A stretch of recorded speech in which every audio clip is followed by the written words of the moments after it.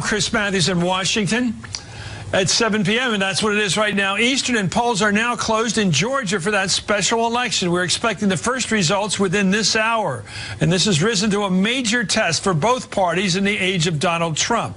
Democrats are hoping to win a Republican seat, of course, and claim momentum heading into the 2018 elections. Republicans are hoping simply to stop their momentum as they did in Montana. We're following the latest, and we're going to bring it to you as the results come in as soon as we know them. The other major story, of course, is Russia. Sean Spicer said today the president will make an announcement probably this week about the existence of taped conversations between him and James Comey, the FBI director he fired. I don't believe they exist. Anyway, this comes as one Democratic senator suggested Michael Flynn might already be cooperating. He might already be flipped with the FBI. And Jeff Sessions became the latest Trump associate to lawyer up.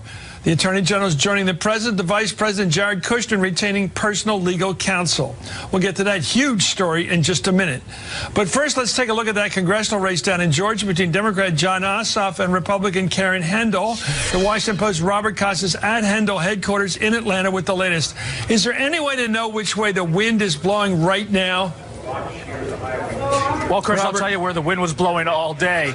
The wind was blowing intense here in the Atlanta suburbs. It was torrential rain, downpours. There were flash flood warnings across Georgia's 6th congressional district. So turnout's an open question right now as polls close. There was heavy turnout in the early vote. 25% of all registered voters came out and voted early, but there was a lot of rain today, and so you wonder how that plays out.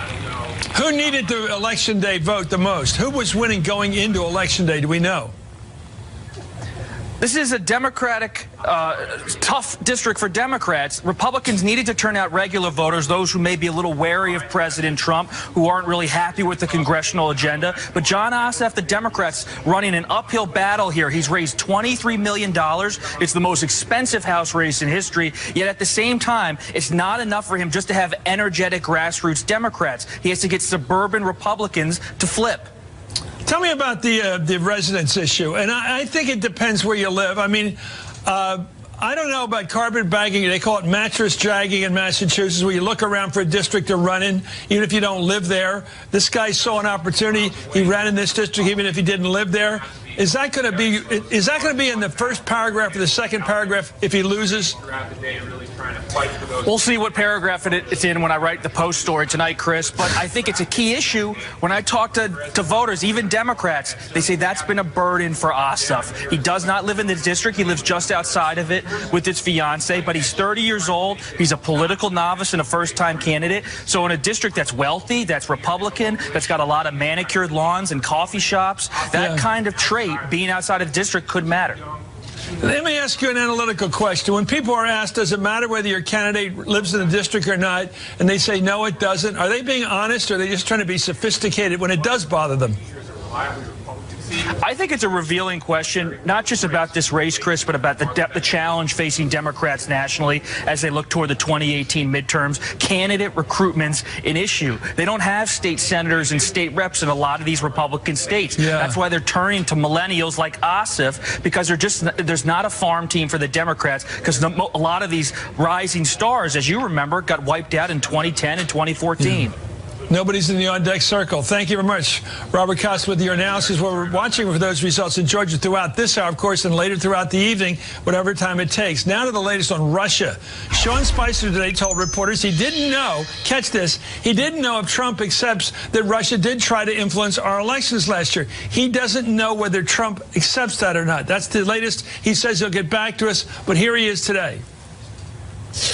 Does President Trump believe that the Russian government interfered in the 2016 elections? I think I have not sat down and talked to him about that specific thing. Obviously, we've been dealing with a lot of other issues today. I'd be glad to touch base. Generally speaking, I mean, this conversation about Russian interference in our elections, there's 16 intelligence agencies that say that they did. The former FBI director said that without a doubt the Russians interfered. I understand. I've seen the reports. Does the president share those views? I've not sat down and asked him about his specific reaction to him, so I'd be glad to touch base and get back to you. Well, Sean Spicer also said the president would likely make an announcement this week disclosing whether he has tape recordings of the conversations he had with former FBI Director James Comey. That's a threat President Trump first issued in a tweet following Trump's firing. Last week, the president told reporters he would disclose whether tapes exist in the very near future. Those were his words. All this is special counsel Robert Mueller came to Capitol Hill today to meet with top members of the House Intelligence Committee. Anyway, that's going on now. For more, I'm joined by MSNBC national security analyst Jeremy Bash and Julie Edwards-Ansley of Reuters. You know, I sometimes say to myself when I get up in the morning, the biggest news today, like all days in the last 6 months, is that Donald Trump was elected president. That is still the biggest incredible news. And the behavior he follows makes it even more incredible every day. He's out there saying, I'm sorry, I can't blame, I don't even know Spicer, but I don't blame him for not being able to interpret what the president is saying when it doesn't make any sense what the president is saying. How can you interpret nonsense? Seriously. Well, I mean, because here's the problem. If he doesn't believe 17 intelligence agencies on this, and he was running around saying Obama was some sort of illegal immigrant for about 8 years, what basis does he have in reality? Does his feet ever touch the ground when it comes to real fact? And the intelligence community is based in fact, and they have to present facts to the commander-in-chief to defend the country. But basically, the president has tweeted himself into a corner, because if he acknowledges that Russia has been a threat and is a threat, then basically he is going to give credence to the argument that he fired Comey to get rid of that investigation. And so it really... No, well, the investigation in Russia is already complete. They know the Russians were involved. The question is, did Trump or his campaign people collude with the Russians? That's right. But if he gives credence to that idea that Russia was a threat and that cooperating with them was dangerous to American national security, which of course it was, then his firing of Comey looks all the worse. Well, let's talk about stonewalling, okay? Because stonewalling is an old practice. The Nixon people, you just deny everything all the time. So his lawyer, Sekulow, was on Meet the Press and the other shows on Chris Wallace this weekend, and he just denied everything. He denied everything. There was an investigation of Trump. There's no investment. And then he finally stupidly admitted twice that there was one, but he was mainly with talking points. So Trump denies, or at least Sean says Trump doesn't admit, he doesn't know he admits there was a Russian influence in the campaign, or an attempted influence. And now we have the lawyer, Sekulow, saying, I don't believe Trump's under investigation. Deny, stonewall, and somehow reality will conform to that in the 30% that still trust Trump. Will buy that the 30% will buy the nonsense. Well, that's why it's so hard these days to be a spokesperson for the president. As we saw this weekend, like you said, with Jay Sekulow, he's trying to come out and say the president is not under investigation, but he's having to go up against a tweet from the president saying, I am under investigation. These people are really put between a rock and a hard place, either by denying what their boss has said or by confirming things that are negative. And we're seeing Spicer try to crawl away from that. It is what a job it is. I don't know what it is, because is he actually supposed to, without cracking a smile, refer to these tapes that nobody believes exist? Well, he'd get fired, Chris. I mean, he can't step out of line. But it's worse for a lawyer. It's worse for Jay Sekulow, because he's an officer of the court and the court of public opinion. And you've got to tell the truth. And once his credibility is undermined... He's also a mouthpiece. Well, but say just about anything. But if he holds himself out there as an attorney for the president of the United States and he just states misstatements, then that is really going to undermine his credibility in the presidency. Well, anyway, we don't have to live in the unreality world of that universe over there. The White House continues to tease a, quote, announcement soon on whether tapes exist of the president's conversation with James Comey. If that sounds familiar, it fits a pattern with Donald Trump, going back to his birther nonsense in 2011. Just to get Trump in your vision again, to clear the focus, watch this performance.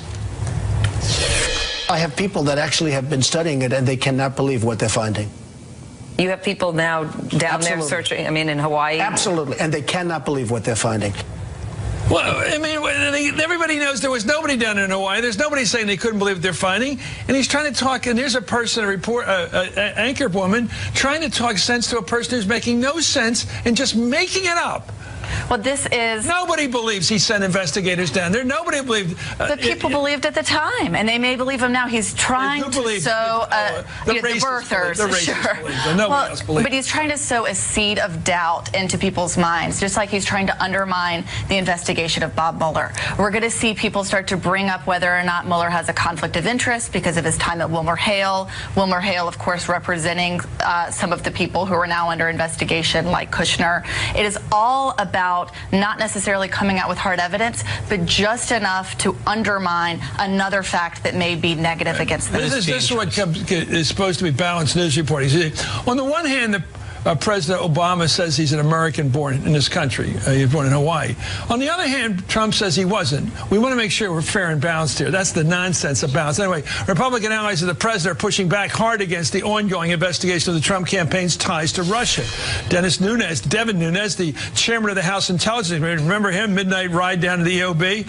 He's telling donors in California this weekend that the Russian collusion story is made up. Quote, I was telling the truth. There was never any collusion between Donald Trump and the Russians. We have to stop chasing Russian ghosts around the closet and actually get to real work. Well, other Republicans echoed that thinking. Let's watch. You have to question the entire special investigatory process that brings in these headhunters who are very high-powered lawyers. They're not going to leave until they get somebody. This has now become like Russia, Trump, conspiracy, birther conspiracies, you know, sort of truthers. Listen, this is all a political circus at this point. Democrats and sadly much of the liberal media are using this as an excuse just to attack the president. They want this president to fail. They want the administration to fail. What a hoot. Did you just hear Hannity? He just compared it to birtherism. In other words, the nonsense of Trump is now a standard for nonsense, even though it was Trump himself he was defending. It's a great clip, and this is not... Doesn't he know that that was his birtherism? And doesn't Hannity keep a file cabinet? This is Trump's crap. This isn't somebody else's. It's amazing. No, he doesn't know. And of course, it's not a Democratic hoax. These are 3 federal investigations, one led by the FBI, one led by a Republican chairman in the Senate, one led by a Republican committee in the House. These are not the inventions of Democrats. These are 3 professional investigations of serious misconduct and threats to national security. Let's talk about some reality here. First of all, Sheldon Whitehouse, a very calm senator from Rhode Island, suggested today that Michael Flynn possibly made a deal with the FBI that he's already flipped. Let's watch. I think there's a fairly good chance, just reading the tea leaves here, as a former U.S. attorney, that Michael Flynn is already cooperating with the FBI. It would be consistent with, first of all, that they've got him dead to rights on the false statement that he gave to the FBI in the White House, but then that business of going back and cleaning up his Foreign Agent Registration Act filing retroactively, his unaccustomed silence for months, the Eastern District of Virginia subpoenas all being kind of one hop away from Michael Flynn, that all suggests that he's already in play. I would think, Joey, that he is definitely in play for the simple fact we got new evidence today that not only did he deal with the Turks, not only did he deal with the Russians, but he go and gave that speech. He's getting money from the Turks. Now he's getting money on some fandango over in Saudi Arabia where he's putting nuclear power over there, and he didn't report that. He hasn't reported anything. 3 strikes are out with this guy.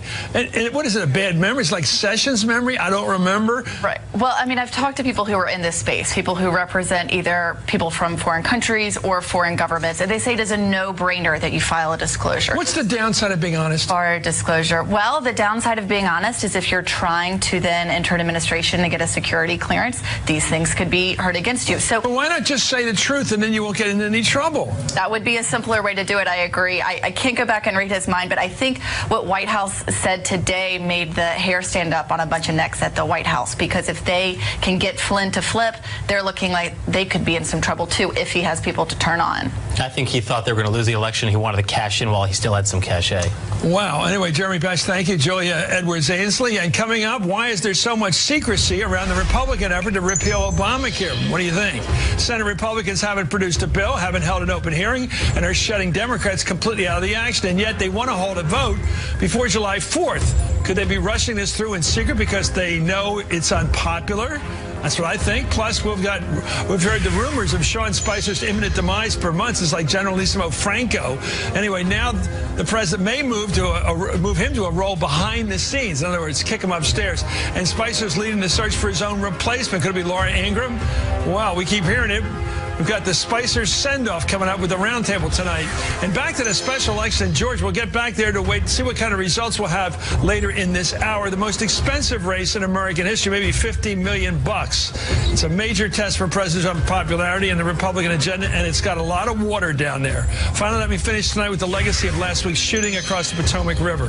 It's a proud one for the Capitol Police, and this is Hardball, where the action is.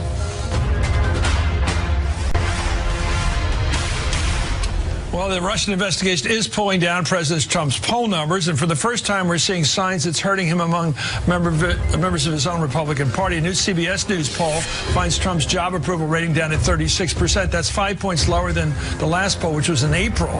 His approval rating among Republicans has dropped 11 points since the April poll. It now stands at pretty strong, 72% among Republicans, and we'll be right back after this.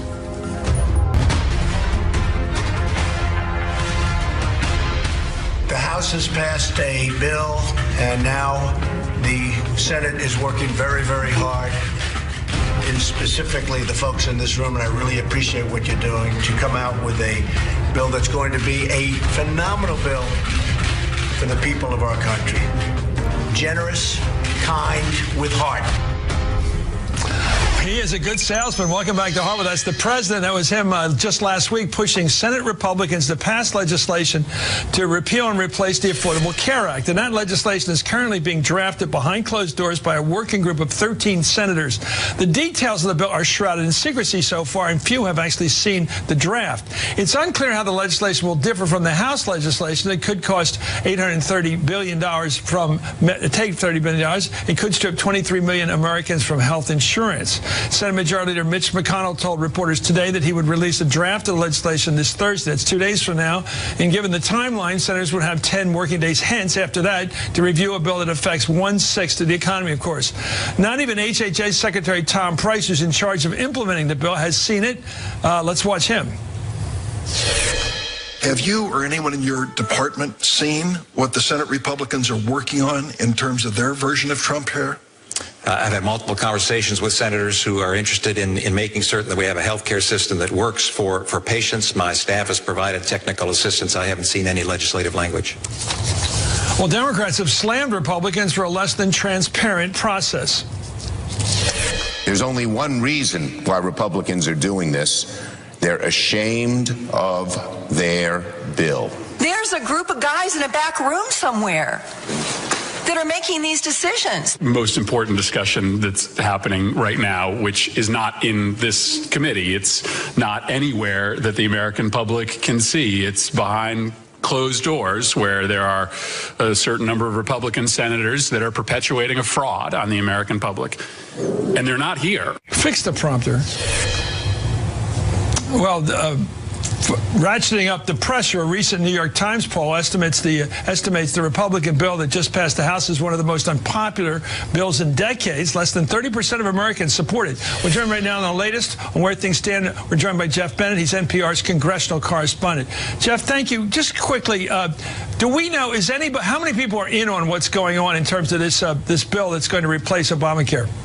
A small group of aides to Republican leadership and a few senators who were in Republican leadership as well. But I'll tell you, for all the talk about the secrecy surrounding this bill, the real secret of the actual policy is that it looks a lot like the bill the House passed. The fundamentals are the same. It repeals the individual mandate. It repeals a lot of the Affordable Care Act taxes. What's different about the Senate bill, and I know this based on the conversations with staffers and some lobbyists, is that what it does is it gives more money for tax credits so that older and poorer people won't go without coverage. And it also slows the eventual phase out of the Medicaid program. It also cuts funding for the Medicaid program as well.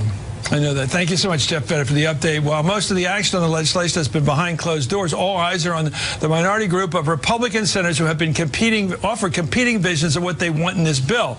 I'm joined by Republican Senator Bill Cassidy of Louisiana. He's a physician. And also with us now is Democratic Senator Claire McCaskill of Missouri. Let's start with Senator Cassidy. You're a doctor, and so you know this.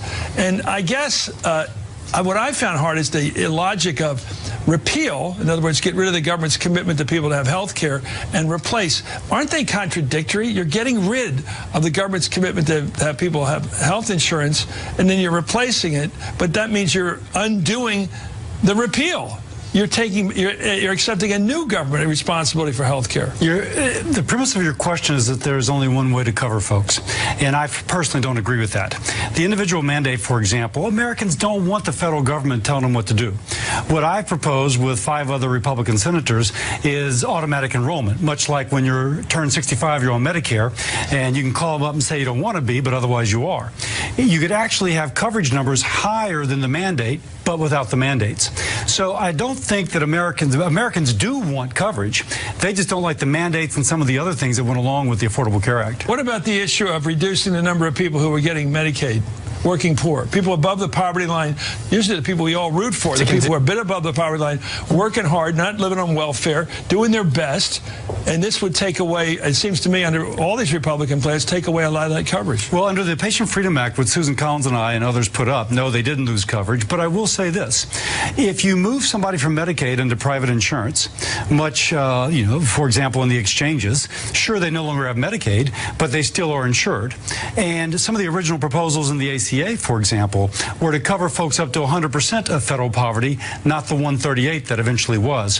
One of the things that is not well understood, states are on the hook for 10% of the expense of the Medicaid expansion population by 2020. States cannot afford that 10%. In California, that 10% is $2.2 billion.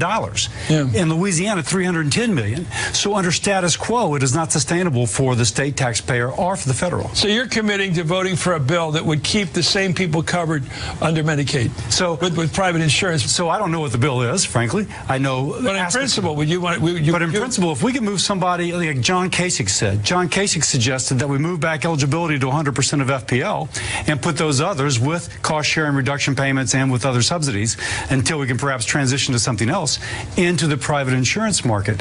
That's what they've done in Florida, for example, a state that did not expand, but has a high uptake of the exchange population. And it would cover as many people, working poor. If you do the automatic enrollment feature, it actually could. Price today in our conversation said that under the waiver process, states could apply for an automatic enrollment feature.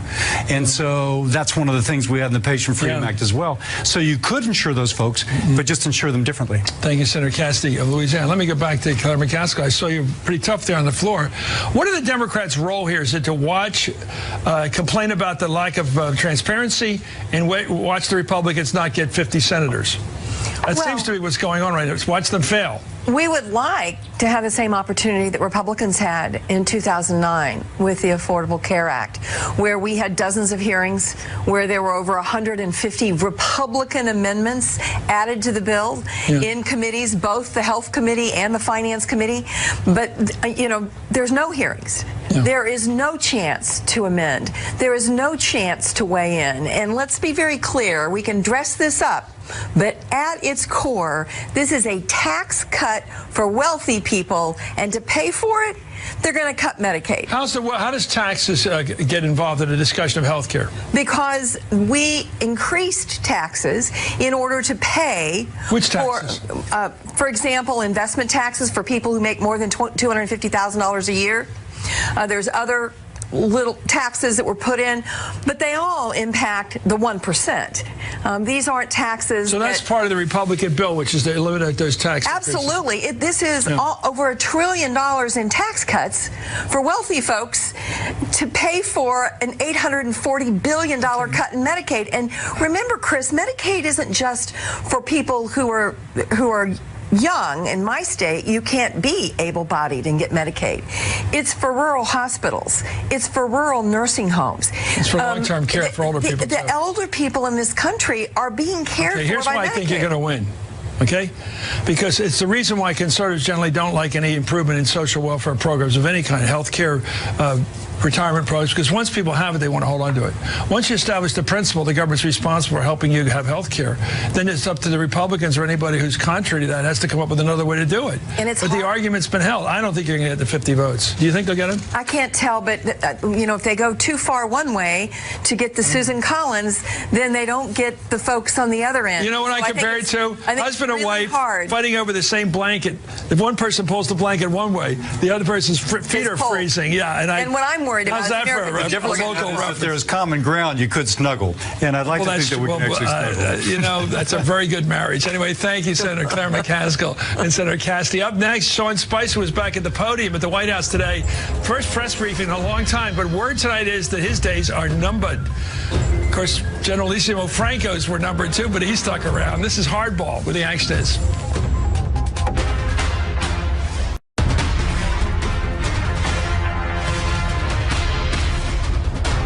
I think the briefing is one aspect of what we do. We're here really early in the morning and really late at night, available to all of your questions, whether it's email or in person. This is one avenue to do that. Again, I understand you'll always have issues. You always want more, and that's fair. Welcome back to Harbor. That was White House Press Secretary Sean Spicer in his first on-camera briefing in about 8 days, trying to explain why the White House is holding fewer and fewer press briefings like his. In a story in The Atlantic titled "The White House Press Briefing is Slowly Dying," Chief Strategist Steve Bannon, of all people, showed how little regard the White House has for the press and the briefings. Asked why the briefings are now routinely held off-camera, Bannon said in a text message, "Sean got fatter." This is high school. This is so Trumpian. This is supposed to be the greatest country in the world, and it is. But the government, he said the guy's too fat to respond to a follow-up. Anyway, whatever. This comes amid reports that Spicer's time in the briefing may soon be coming to an end. They keep leaking on this guy. According to Politico, Spicer's leading a search for his own replacement on the briefing room podium as part of a larger plan to shake up the White House communications. This is a clown show. Among the possible replacements, catch this, Laura Ingraham. Anyway, this is amazing. During his 5 months on the job so far, Sean Spicer has gone to great lengths to push back against the president's critics and defend even his most outrageous claims. Let's take a look at Sean in action. This was the largest audience to ever witness an inauguration, period, both in person and around the globe. The default narrative is always negative, and it's demoralizing. So he says it's a ban. He's using the words that the media is using. Is he confused, or are you confused? No, I'm not confused. It's ironic that no matter how many times he talks about this, that it's never good enough. Bureaucrats have a problem with it.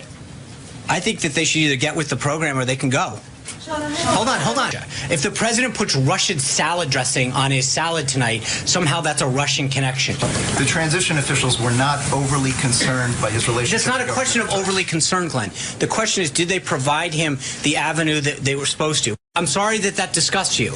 You're shaking your head. I appreciate it, but understand this, that at some point the facts are what they are. Someone as despicable as Hitler, who didn't even sink to using chemical weapons. The president used the word wiretap in quotes to mean broadly surveillance and other activities. When we talked about wiretapping, he meant surveillance.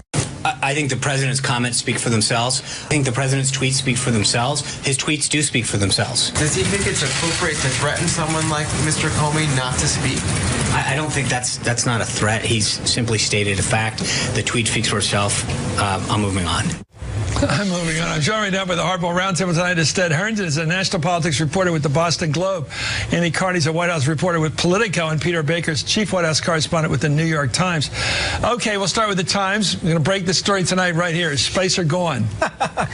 Well, it's gone but not forgotten, right? It's he's on the way up, and you know how that works. You get promoted upstairs, sometimes for good reason, sometimes not. And the spin that he's leading the search for his own replacement, of course, is to some extent spin, in order to make it look like something other than what it is, which is they don't want him out there anymore.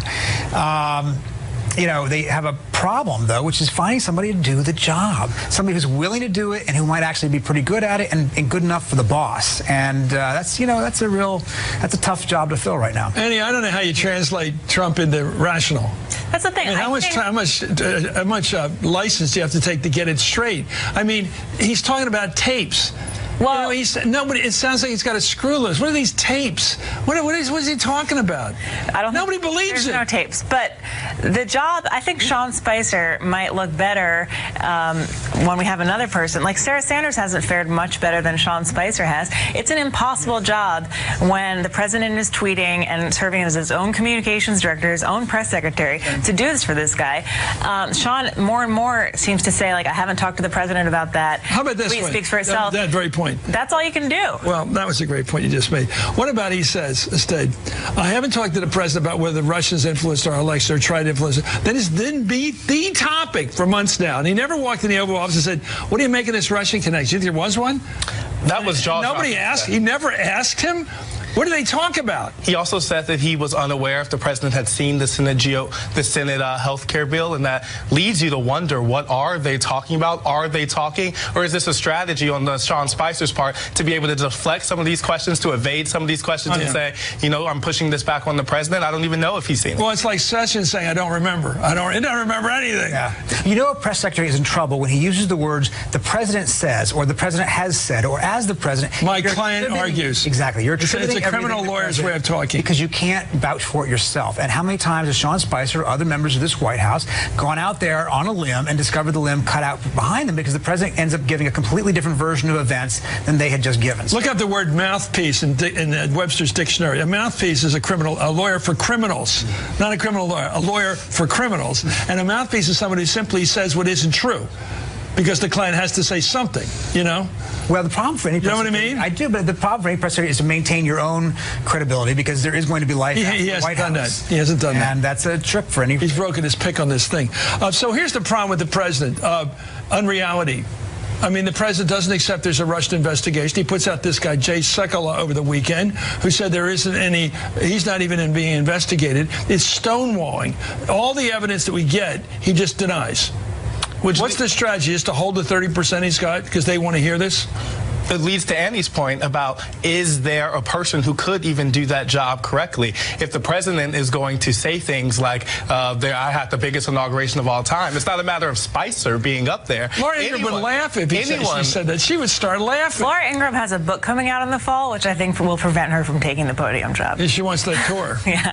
Well, also, she's got a personality. Does he really want somebody with a character up there that has a personal identity separate from his? Well, that's always been a problem in any Trump world, is when you get to be too big for the boss, right? You don't want to be somebody who's... Comey. He's bigger than I am. Bang. Spicer and Kushner. Even Jared Kushner, right? He's getting more famous than I am. You don't want to be on the receiving end of that comment. And Laura Ingraham is, in fact, famous, and she does have a long-established identity within the conservative world that predates, right? He's getting more famous than I am. You don't want to be on the receiving end of that comment. And Laura Ingraham is, in fact, famous, and she does have a long-established identity within the conservative world that predates Donald Trump and presumably would post-date him. So that's... Okay, I'm talking to a U.S. congressman today, and we're sort of sharing thoughts, and I've known him a long time, and the one thought we agreed on is that Trump is probably not impeachable now, but if he keeps going in this erratic behavior and reacting to things with more and more anger and almost weirdness, someday he's going to get to the point where he's going to do something he shouldn't have done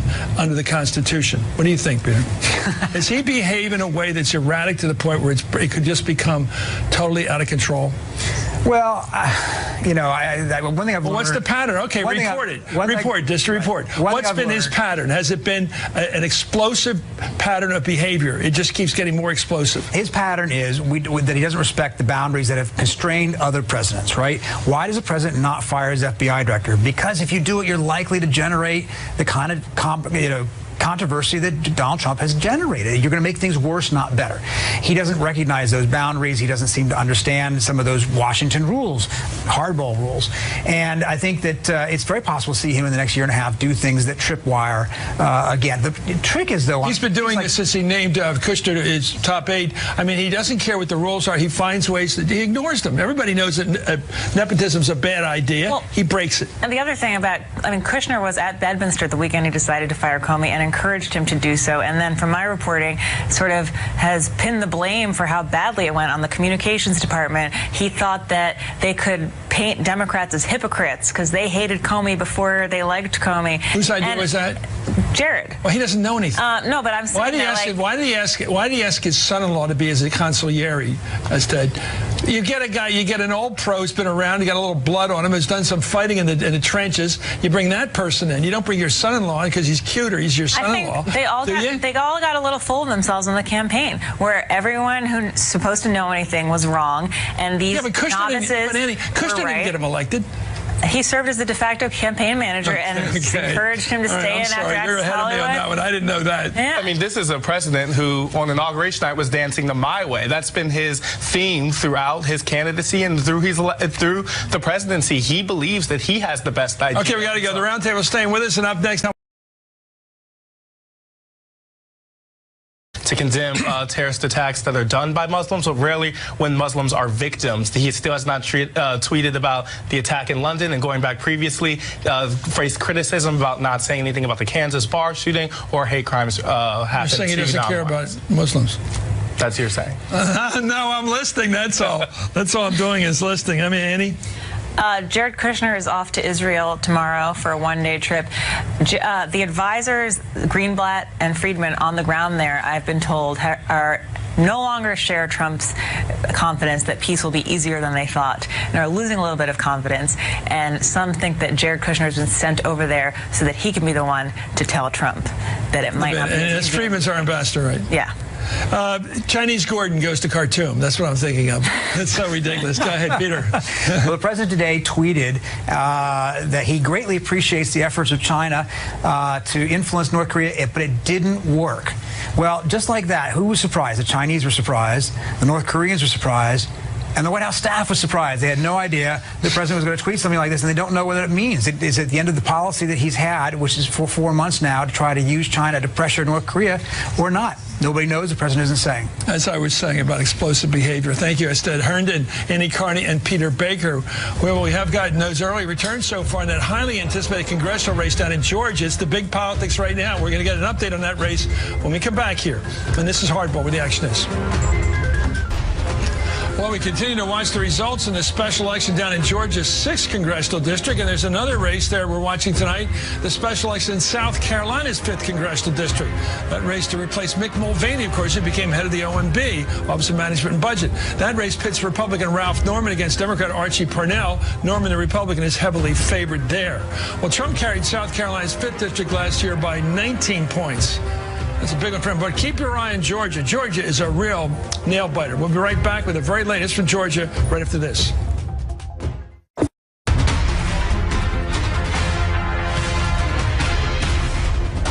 Welcome back to Hardball. Now back to that special election results down there in Georgia between Democrat Jon Ossoff, who's 30-year-old newcomer, and Republican Karen Handel, who's run a number of times down there. The race, of course, has gained national attention as a referendum, if you will, on President Trump, who tweeted this morning, he's very much involved in this, Democrat Jon Ossoff, who wants to raise our taxes to the highest level and is weak on crime and security, doesn't even live in the district. Well, later Trump added, Karen Handel for Congress. She will fight for lower taxes, great health care, strong security, a hard worker who will never give up. Vote today. Well, Ossoff grew up in the 6th district, but currently lives just outside the boundary. We hear about 6 miles, and that issue flared up again today in the final hours of the race. Here goes.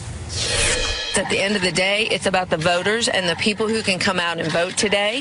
And the people of the 6th district are going to be looking for someone who's been part of this community for nearly 25 years. Folks here in Georgia's 6th district care about how their representation is going to impact their daily lives. And frankly, if this is the best argument my opponents have against me, I'm feeling pretty good about the outcome tonight.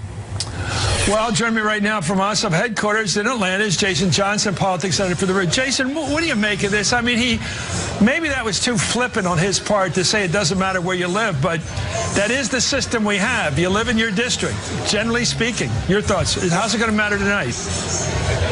Chris, I got to be honest with you. The people who I've talked to down here, they don't really care. He lives 6 miles out. He's living with a fiance. She's in medical school at Emory. This really, every single person I've spoken to down here, they're not that excited about Handel. They're not that excited about Ossoff.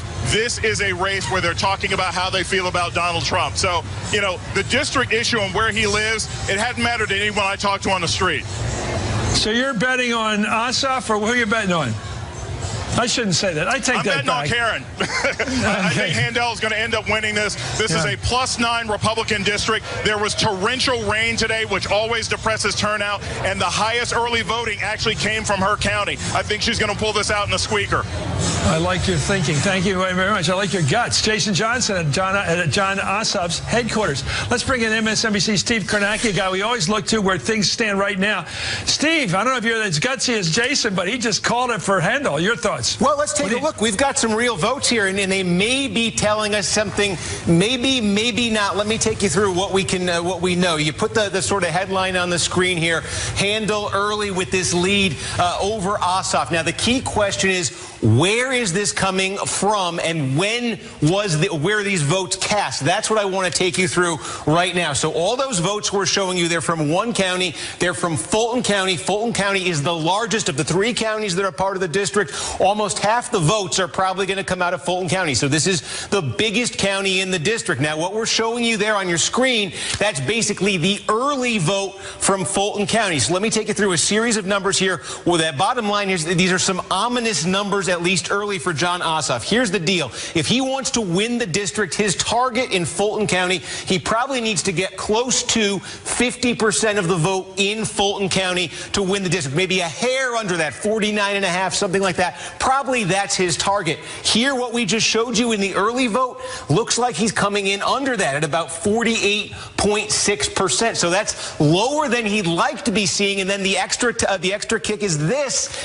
It's the early vote. The early vote was supposed to be more favorable for Jon Ossoff. All those Democrats you saw out there for the past couple of weeks voting early, being organized, being motivated. The idea here, at least in theory, was that Ossoff would be higher in the early vote. That number would come down as the same day was factored in, and he would want to land somewhere around 50. What we're seeing is that in this early vote, he's landing at about 48.6. I'm not calling this by any stretch of the imagination. This is early. This is early vote. We haven't seen the same day, but that's the first indication we're getting in the numbers here. It is an ominous first indication for Jon Ossoff, but there's a lot of suspense here still to come. No early vote, no same-day vote in right now, so we'll keep you posted. That's what we have so far.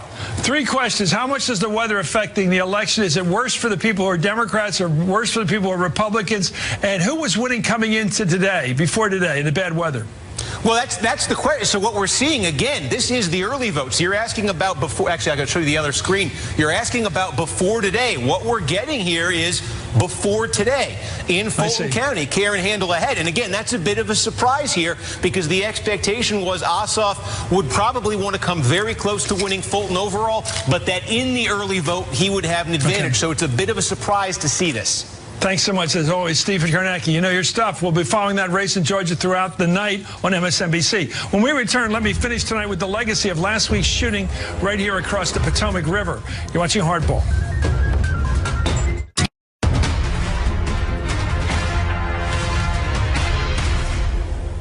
Let me finish tonight with the legacy of last week's shooting across the Potomac River. I'm speaking about the shooter who arrived at that early morning practice of a congressional baseball team.